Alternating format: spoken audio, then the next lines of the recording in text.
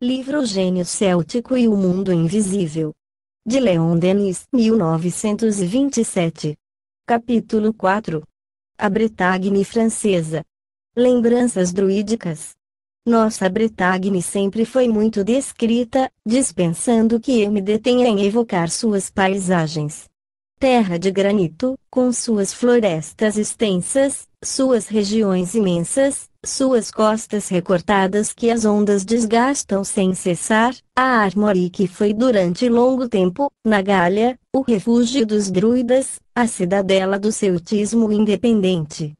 Depois, o cristianismo aí penetrou, mas assim como as camadas geológicas se superpõem sem se destruírem, assim o fundo primitivo persistiu sob o apoio do culto novo. A tradição étnica reapareceu em mil formas sob os véus de uma religião importada do Oriente. Pois, nessa terra de eleição, nas épocas mais diversas e sob as formas mais variadas, é sempre o mesmo pensamento importante e solene que se desenvolve. Desde as pedras megalíticas de Karnak, Menires e Dolmens, até os ossários e calvários, e igrejas góticas e campanários de nossos dias, é sempre o mesmo símbolo de imortalidade que se afirma, a mesma aspiração de quem passa para quem fica, em uma palavra, da alma humana até o infinito. Mais do que em qualquer parte da antiga Gália, a Bretagne conservou a firme crença no além, na sua vida invisível, na presença e nas manifestações dos mortos. Se o cepticismo e o espírito crítico existiram em certas cidades, o interior e as ilhas guardaram o sentimento de uma intensa espiritualidade. Quando o rumor do oceano aparece e estronda nas dobras da costa, quando o vento passa gemendo sobre a região, agitando as giestas e as ramagens, a alma bretã, no fundo das choupanas, crê ouvir a voz dos mortos chorando sobre seu passado. Na época em que percorria, como turista, os campos de Finisterre, tomei como guia um homem da região, que me serviu de intérprete, pois eu não conhecia perfeitamente o dialeto que estava muito em uso nessa paragem distante. Ora, um dia, chegando a Kergreven, entrei num caminho cavado, cercado de carvalhos anões, tido como o mais curto, conforme o mapa do Estado-Maior que eu tinha sempre comigo. Mas meu guia me parou de repente e me disse, com uma espécie de pavor, que há 2 anos não se passava mais por esse caminho, que era preciso dar uma grande volta. Tive muita dificuldade para obter dele as explicações claras, mas, enfim, ele acabou por me confessar que um sapateiro de Lampaú se enforcara nesse caminho e seu espírito assombrava ainda os transeuntes, e por isso não utilizavam mais essa rota. Não levei isso em consideração e lhe pedi para me indicar a árvore do suicida. Ele fez com vigorosos sinais da cruz e gestos de inquietude. O Sr. Lebras, no seu livro La Legende de la Morte chez les Bretons Armoricains, cita o caso de um coveiro que, tendo violado, por ordem do cura de Penveman, a sepultura de um morto antes do prazo legal, recebeu a visita noturna e as censuras do espírito do morto, que só cessou de o assombrar com o benefício de orações pronunciadas em sua intenção. Apesar dessa reparação, o cura morreu alguns dias depois, e a opinião pública atribuiu a causa da morte à vingança do morto. Outro fato anotado pelo mesmo autor, Marie Goriot, da vila de Minguene, perto de Paimpol, deitou-se uma noite, após ter colocado perto de seu leito o berço em que dormia seu filho. Acordada por choros durante a noite, ela viu seu quarto iluminado por uma luz estranha e um homem, inclinado sobre a criança, que a balançava levemente, cantando, em voz baixa, um refrão de marujo. Ela reconheceu seu marido, que partira há 1 mês para a pescaria na Islândia, e notou que de suas roupas escorria a água do mar. Como, exclamou ela, tu já estás de volta? Toma cuidado, pois vais molhar a criança. Espera, eu vou me levantar para acender o fogo. Mas a luz se esvaeceu e, quando ela acendeu o fogo, verificou que seu marido havia desaparecido. Ela não deveria mais revê-lo. O primeiro navio que voltou da Islândia comunicou que o barco em que ele tinha embarcado naufragara, com perda de corpos e bens, na mesma noite em que Goriot apareceu debruçado sobre o berço de seu filho. Encontram-se nas diferentes obras do Sr. Lebras, professor da Faculdade de Letras de Rennes, vários fenômenos da mesma ordem.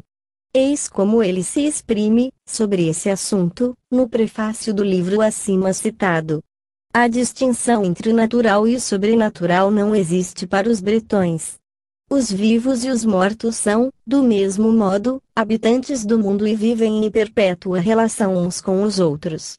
Não se espantam mais de ouvir o sussurrar das almas nos juncos, assim como ouvem os pássaros canoros cantarem, nas cercas, seus chamados de amor. É verdade que as narrações desse gênero são muito comuns na Bretagne, mas é preciso acrescentar que muitas vezes a imaginação popular mistura as criações fantásticas ao mundo real dos espíritos. São as almas dos mortos e também dos duendes, corigas, flicked, etc., que frequentam as moradas dos homens e também as planícies, praias e bosques, de tal maneira que, às vezes, é muito difícil saber se onde está a verdade nessas narrações que se permutam no serão, no canto da lareira. Não é somente na expressão dos modos de ver e dos sentimentos populares, mesclados de verdades e ilusões, que se deve pesquisar o pensamento principal da Bretagne. É, sobretudo, nas obras de seus escritores, de seus poetas e de seus bardos. Ele vibra nos seus cantos, ele agita, palpita nas páginas que foram escritas. Com efeito, sob a variedade dos caracteres, dos talentos e das diferenças de pontos de vista encontra-se o mesmo fundo comum, o respeito de uma tradição que se perpetua, de tempo em tempo, e que é como a alma própria da raça. Acrescentai entre os grandes escritores como Chateaubriand, Lamennais, Renan, Brizeux e alguns outros, o tormento dos grandes problemas, a ansiedade dos enigmas do destino, a aspiração em direção ao infinito e ao absoluto. Eles carregam consigo, sobre sua cabeça, o signo augusto de todos aqueles que procuraram sondar o mistério da vida universal. Abaixo dos grandes autores que acima citamos, os bardos ocupam ainda um lugar honroso, porque sua raça não está extinta na região da Bretagne, onde ainda se encontram exemplos notáveis. Sem dúvida, eles não pretendem igualar os bardos antigos pelo seu talento ou pelo seu gênio, mas se inspiram em seu ideal, eles têm os mesmos motivos, o patriotismo e a fé. Essa fé, é bem verdade, parece mais católica do que céltica, mas, sob suas opiniões religiosas vivazes, a centelha céltica adormece e bastaria um apelo, uma recordação, para reanimá-la. No curso de minhas frequentes viagens à Bretagne, nas minhas palestras com a gente do povo, artistas, burgueses, eu pude notar que a noção das vidas anteriores subsistia no fundo das inteligências, de modo semi-velado. E não seria de outra forma entre os bardos modernos, que representam uma elite intelectual. Eles não estão exclusivamente inclinados ao passado, mas se comprazem também em contemplar o futuro. Eles sonham para a Bretagne uma autonomia semelhante àquela que goza o país de Gales, com a sua língua, a sua literatura, os seus jornais. Eles sonham com uma família forte, de costumes mais puros e baseados na tradição.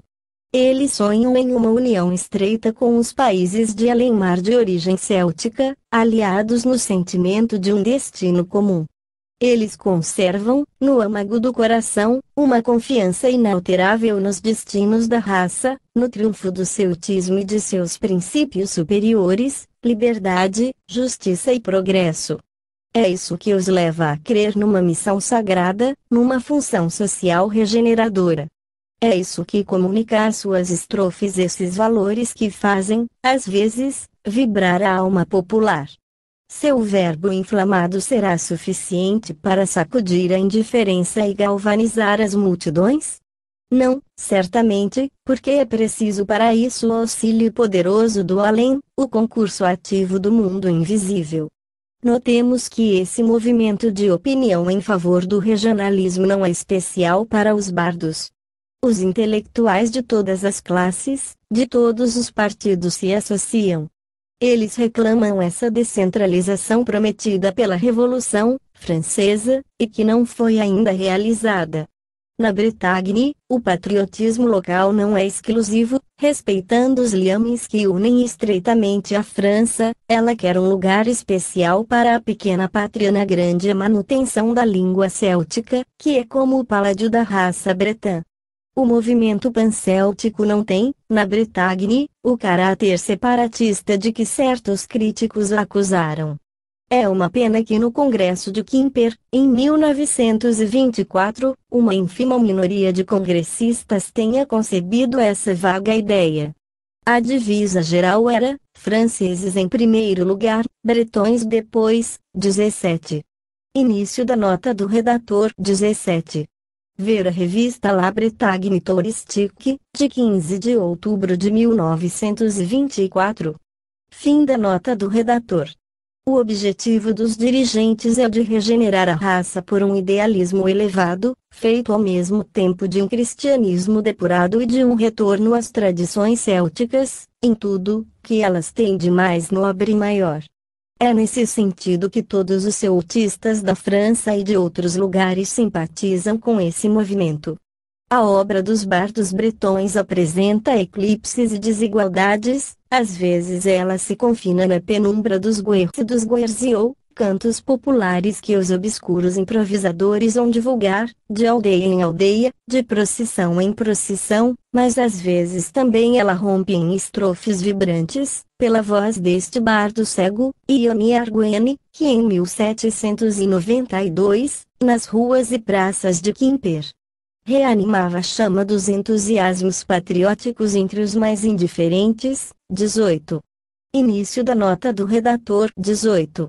Ver Le Gothique, em Lame Bretonne, volume 1, página 4 e seguintes, Champion, editor, e H. de la Villemarquet, em Le Barzais Breis, Perrin e Cia, editores. Fim da nota do redator. Falemos de um contemporâneo, de Quélien, que se dizia ironicamente o último dos bardos e cuja verve, inesgotável, divertia os cafés literários e as salas de redação de Paris. Após ter criado os chamados jantares célticos, que reuniam todos os anos os bretões letrados da capital e dos quais Renan foi o ornamento mais belo, Quélien morreu esmagado por um alto, deixando uma obra densa, da qual duas peças de teatro, ritmadas no dialeto do país de Tréguier, chamadas Enaique e Perrinaique, ele esperava representar na sua querida Bretagne. Coisa estranha, Quélien parecia ter previsto seu fim trágico, pois escreveu no prefácio de sua Bretagne Armoricaine: tenho pressentimento de que as tempestades da vida me levarão antes do tempo. Alguns viram, nessa morte acidental, uma punição por ele ter desencaminhado o bardismo nos cabarés da colina de Montmartre. O Sr. H. de la Villemarquet publicou, em 1903, uma coletânea considerável de poemas e de cantos populares da Baixa Bretagne que foi objeto de contestações e de críticas intermináveis. Aí se encontram, entretanto, coisas muito interessantes, de belos ritmos e sugestivas evocações, em outras palavras, a expressão das alegrias e das dores de um povo inteiro. Não está na minha ideia lembrar aqui as polêmicas ardentes, originadas a propósito de fraudes literárias atribuídas a certos escritores celtistas, ainda menos nelas tomar parte. Esses debates e discussões fazem ressaltar todo o preconceito e o fanatismo que os interesses políticos ou religiosos podem colocar em jogo para abafar uma grande ideia que os prejudica. Pouco importa para nosso assunto, por exemplo, que a epopeia do rei Arthur e os romances da Távola Redonda tenham sido adornados pela imaginação. Pouco importa, também, que os manuscritos dos poemas de Ossian sejam a obra do advogado Macpherson ou que os senhores Luzel e de La Villemarquet tenham refeito e ampliado os cantos populares da Bretagne. Nosso alvo é bem outro. Não se trata, para nós, de fazer a crítica literária, mas de mostrar toda a beleza e a grandeza da doutrina dos druidas que se tem diminuído, à vontade. Para isso basta nos elevarmos acima das contestações, mais alto do que as rivalidades das escolas, para nos ligarmos aos testemunhos dos historiadores imparciais que viveram na própria época dos druidas e os conheceram melhor. É o que faremos no desenrolar dos capítulos seguintes. É verdade que a lenda de Merlin, o encantador, poderia chamar a nossa atenção, porque tais pensadores eminentes a consideram como o poema no qual se refletem, mais brilhantemente, as qualidades e os defeitos da alma céltica. Entretanto, um exame atento de tudo o que foi escrito sobre esse assunto demonstrou-nos que a parte de ficção, ali, é considerável e nós preferimos deixar ao nosso amigo Gaston Lucy, poeta inspirado que preparou sobre esse tema um drama lírico de grande elevação, o cuidado de lhe fazer realçar todo o interesse. Nós nos limitaremos a reproduzir estas linhas do célebre escritor Édouard Schuré, tiradas de seu livro As Grandes Lendas da França, Les Grandes Légendes de France, e nas quais ele resume a longa, a heróica luta dos celtas contra o estrangeiro. Arthur torna-se, para toda a Idade Média, o tipo do cavalheiro perfeito. Desforra na qual os bretões não tinham pensado, mas não menos gloriosa e fecunda. Quanto ao Merlin, ele personifica o gênio poético e profético da raça, e se ele ficou incompreendido na Idade Média, como também nos tempos modernos, é porque, primeiro, a importância do profeta ultrapassa, de muito, a do herói, depois porque a lenda de Merlin e todo o bardismo se confinam a uma ordem de fatos psíquicos onde o espírito moderno somente agora começa a penetrar. Quando, sob a inspiração de meu guia, exploro as camadas profundas de minha memória para reconstituir o encadeamento de minhas vidas passadas, se eu remonto às origens, aí reencontro, não sem emoção, os vestígios de minhas 3 primeiras existências vividas na Terra, no oeste da Gália independente. Por lembrança, eu revejo essa natureza ainda virgem, semi-selvagem, toda impregnada de mistério e de poesia, e que o homem, apesar de sua pretensão de embelezar, somente conseguiu mutilar e despojar. Revejo esses grandes promontórios, batidos pelas tempestades, que se erguem ante os horizontes infinitos do mar e do céu. Creio ainda ouvir essas grandes vozes do oceano, ora lamentosas, ora ameaçantes, e o sussurro da onda que vai morrer no fundo das enseadas solitárias, riscando sobre a praia sua orla de espuma.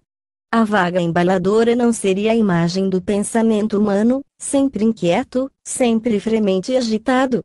Revejo a floresta profunda, toda cheia de murmúrios de uma vida invisível, a floresta assombrada pelos espíritos dos antepassados que encantam os santuários onde se realizam os sacrifícios e os ritos sagrados. Essa floresta céltica era tão vasta que seriam precisos meses inteiros para atravessá-la, tão espessa, tão cerrada, que no verão o tempo era escuro em pleno meio-dia, sob suas abóbadas verdejantes, imponentes como naves de catedral. Todo celta guarda no coração o amor ardente, imperecível, da floresta. Ela é para ele um símbolo de força e de vida imortal. Após o fim do inverno, não renasce ela na primavera, assim como a alma, após um tempo de repouso, volta à terra para manifestar os poderes da vida que estão nela? Nesse ponto, como em muitos outros, o ensino dos druidas se inspirou nos espetáculos da natureza. No estudo de suas leis, eles acharam uma fonte abundante de lições sempre vivas e expressivas, sempre ao alcance dos homens que ofereciam uma base sólida, uma força incomparável para suas convicções. Daí nenhuma dúvida, nenhuma hesitação, visto que eles pensavam que a natureza era uma emanação da vontade divina. É por estar afastada dela e por ter desconhecido suas leis que, desde então, o homem caiu no cepticismo e na negação. Mas então uma fé nova e pura brotava das almas, como a fonte límpida jorra do solo sob a ramagem dos grandes bosques. Espírito impetuoso e ardente, dela me impregnei a tal ponto que, apesar das vicissitudes de numerosas existências, ainda lhe guardo uma profunda impressão. Eu gostava de penetrar nos círculos de pedra, cromlechs, onde se evocavam os espíritos dos mortos. Escutava, com ansiedade, as lições dos druidas, que nos entretinham com as narrações das lutas da alma no Abred, para conquistar a ciência e a sabedoria, e sua plenitude de vida no Gwynfide, para a posse da virtude, do gênio e do amor. Sob a indicação do mestre, eu me aplicava em aprender e recitar os inúmeros versos que constituíam o ensino sagrado. Por essas experiências repetidas, consegui dar à minha memória a destreza e a duração que dela fizeram o precioso instrumento de estudo e de trabalho que me seguiu em todas as minhas vidas ulteriores. No curso de minha vida atual eu queria rever as paisagens imponentes que, nesses tempos longínquos, com a ajuda de minhas primeiras existências terrestres, me tinham impressionado tão fortemente. Segui, detalhadamente, os cortes de Costa Bretã e os restos dos grandes promontórios que as investidas da tempestade reduziram, de século em século. Nessa luta gigantesca, o oceano leva melhor e o continente recua. O homem impotente se resigna, porém, como ele se vinga na floresta. No lugar dos santuários druídicos, ambientes augustos e sagrados, não se vê senão urzes informes sem encanto e sem beleza. Eu queria percorrer Broceliande, a floresta encantada onde Merlin e Viviane abrigavam sua paixão e seus sonhos. Encontrei somente uma floresta devastada pelo machado, com as grandes superfícies desnudas, semelhantes às manchas leprosas sobre um solo empobrecido. A fonte de Baranton, de águas mágicas, é agora uma cloaca onde se agitam batráquios indefinidos. Os próprios nomes foram mudados, Broceliande tornou-se a Floresta de Paimponte, propriedade do bispo de Nantes, que procedeu a derrubadas frequentes. E o mesmo ocorreu por toda a parte em que se estendeu a Floresta Céltica. Onde estão essas abóbadas de verde que os raios de sol atravessavam com muito custo para se lançarem sobre os musgos e as samambaias? Mas quando a terra tiver perdido o seu adorno e se tornar calva e nua, quando as águas pluviais rolarem em torrentes devastadoras, para onde o homem voltará seus olhares para desfrutar do espetáculo do universo? Um de nossos eminentes políticos não declarou que as luzes do céu foram extintas. Mas não, Viviane, 19, está morto e as estrelas brilham ainda no seio das noites profundas. Elas nos falam do poder, da sabedoria, da bondade do Criador. Elas serão sempre um símbolo de eterna esperança para a humanidade. Início da nota do redator 19. Trata-se, provavelmente, de René Viviani, político francês nascido em 1863, em Sidi-Bel-Abbès, e que foi presidente do Conselho no início da Grande Guerra. Morreu em 1925, conforme o Nouveau Petit Larousse Illustré. Fim da nota do redator.